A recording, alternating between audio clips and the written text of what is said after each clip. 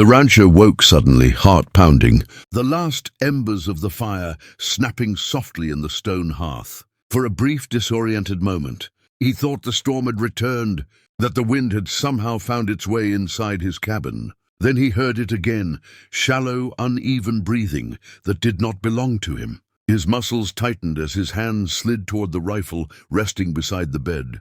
Every instinct trained by years on the frontier screaming danger. The firelight flickered, and that was when he saw her. She sat on a low stool near the hearth, wrapped in one of his wool blankets, her posture rigid despite the clear exhaustion weighing her down. She was an Apache woman, young and striking, her dark hair braided loosely, strands falling across a face marked by both strength and fatigue. A faint cut ran along her temple, dried blood shadowing her skin.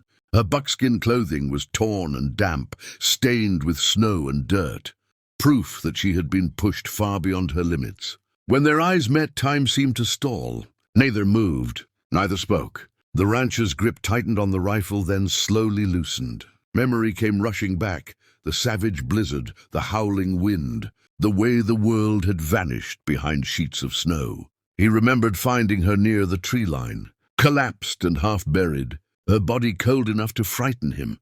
Leaving her there would have meant certain death. Bringing her here had been a decision made in seconds, one that now felt heavier than the mountains surrounding his land. She watched him closely, every breath measured, ready to flee or fight if he made the wrong move. He raised his empty hand instead, palm open, a silent promise. His voice, when he spoke, was low and careful. He told her she was safe, that no soldiers or hunters had followed him back, that the cabin was his alone. She didn't answer, but something shifted in her eyes, the sharp edge of fear, dulling just enough to let exhaustion seep through. Outside, the wind battered the walls, rattling the shutters like a warning. Inside, the warmth of the fire wrapped around them both, carrying the strange intimacy of survival, shared between strangers. He realized then that the danger was no longer the storm, it was what came after. Two lives had crossed in the night, and neither would walk away unchanged. Morning arrived quietly, as if the land itself were holding its breath. Pale light slipped through the frost-lined window, revealing a world buried beneath fresh snow. The Apache woman stood near the door, her silhouette sharp against the white outside, listening for sounds that did not come. Every few moments her gaze swept the horizon, alert, cautious, like someone who had learned too well. The danger rarely announced itself. The rancher watched her from across the cabin, noticing how she favored one side, how exhaustion still clung to her despite the warmth. He set a pot back on the stove and poured warm broth into a wooden bowl, the simple act feeling strangely important. Placing it on the table, he stepped back, giving her the distance she clearly needed. She hesitated before approaching, her fingers tightening around the blanket as if it were the only thing anchoring her to the room.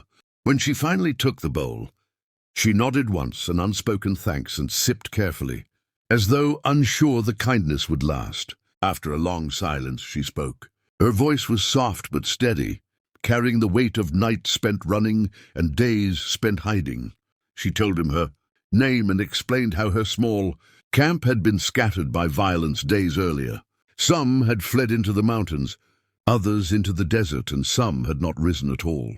She had been alone since then, moving only at night, surviving on melted snow and roots, her strength fading with every mile. Waking in a stranger's cabin had frightened her almost as much as the storm itself.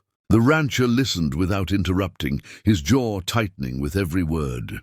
When she finished, he told her his own name and spoke of the land, how isolated it was, how few riders ever passed through. Yet even as he spoke, he knew the truth. If word reached the wrong ears, if soldiers or lawmen came asking questions, sheltering her could cost him everything. The frontier was unforgiving, and mercy was often punished harder than cruelty. As the day wore on, the tension in the cabin slowly eased. She helped him mend a loose strap by the door, her hands steady despite their slight tremble. At one point their fingers brushed, sending a spark of awareness through them both, and they pulled apart too quickly, startled by the closeness. The silence that followed was no longer hostile, but fragile. When night fell again, sleep came in restless fragments. The fire crackled low, shadows dancing on the walls. Outside, the world remained quiet, but neither believed the danger had passed. Somewhere beyond the snow, forces were still moving, and within the small cabin, trust had begun to form, delicate, uncertain, and powerful enough to change the course of two lives. The warning came in the form of distant hoofbeats, faint at first, then unmistakable. The Apache woman stiffened, her eyes snapping, toward the window as if she could already see the riders through the timbered walls. One hand moved instinctively to the knife at her belt, her body coiling with the practiced readiness of someone who had survived by reacting faster than fear. The rancher felt the sound hit his chest like a hammer. Visitors were rare on his land, and never without reason. He crossed the cabin in 2 quick strides and told her to follow him, lifting a loose plank near the far wall. He revealed a narrow space beneath the floorboards, something he had built years earlier when the frontier felt even more lawless than it did now. He didn't explain. There was no time. She met his eyes for a brief second, searching for doubt, and found none. Then she slipped into the hiding place, pulling the blanket tight around herself as the board settled back into place. The knock came hard and sharp, splintering the quiet. 3 men stood outside, horses steaming in the cold, their eyes already searching past the doorway. They asked questions about storms, about travelers, about rumors of a fleeing Apache woman seen in the area. The rancher answered calmly, forcing his voice to remain steady while his heart pounded so loudly he was sure they could hear it.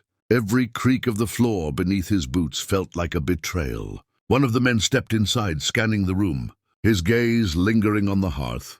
The extra bowl on the table, the rancher shrugged it off, claiming he'd cooked more than he needed.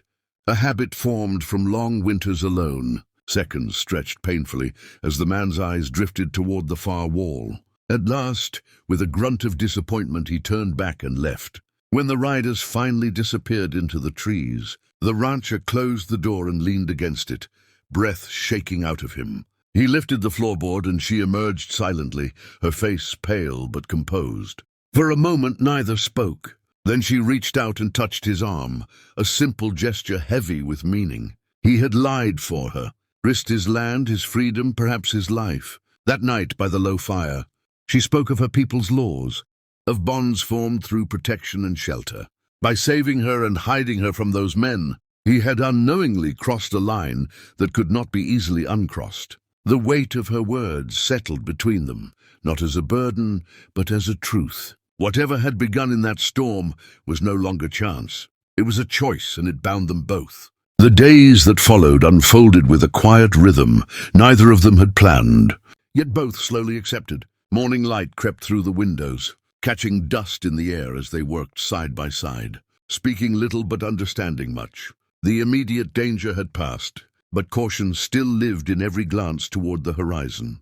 The Apache woman moved through the cabin with growing ease, her presence no longer that of a guest hiding from the world, but of someone beginning to belong. The rancher noticed how the space felt different now, warmer, fuller, as if the walls themselves had learned her name. They shared the work of survival.